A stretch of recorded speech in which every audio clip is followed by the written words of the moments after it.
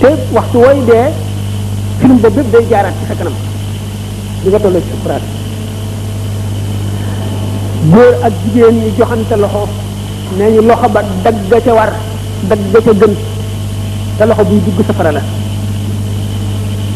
nag loolu lu mat a ragal la réew mi nag am na sax ñoo xam ne ñu ngi def lu dul noonu waaye boo ko seetee tooñuñu kenn leen waxul dara kenn leen waxul dara te yonent bi sallallahu alayhi wasallam nee na da ngeen sax ci di digle li baax di tere lu bon wala danaa fab ñu ñës ci yéen teg leen ci seen kaw ñu di leen def la gën a bon te ñuy gën ci yéen buñ tàllalee yàlla ñaan seen buñ tàllalee seen loxo yàlla ñaan mu dindi koy duma leen faale l'islam li koy téye mooy digle ak tere ak xamle rek bu dañee jeex na nit ñi sëgg ko siggi rek te du jariñ dara yàlla soxlawul nit kuy banku ci dama ko tàllal ak a sëgg ko déedéet la ca biir la soxla te mooy xol bi góor ak jigéen ñi joxante loxo araam na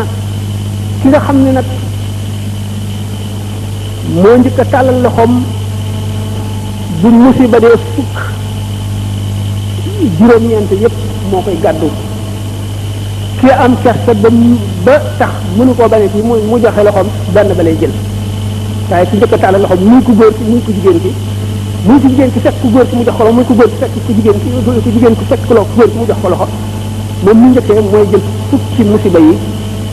fukki balaa yi fukki bàkkaar yi fukki mbugal yi fukki naqar yi yemal xiyaam fa la jël benn ba waaye ñoom ñaan yëpp kon wattaqu fitnatan laa tusiibanna llaziina wala moom kum xaas kon kenn ku nekk na def ci boppam ne bu demee ba di ko def it ne ko leer na rek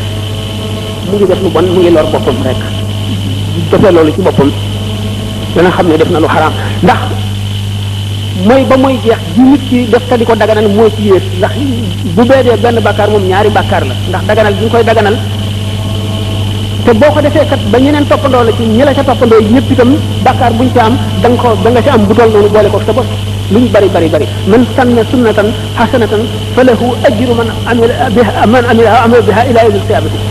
wa kadhalika man sanna sunnatan sayyi'atan képp ku xotti yoon wu baax da nga am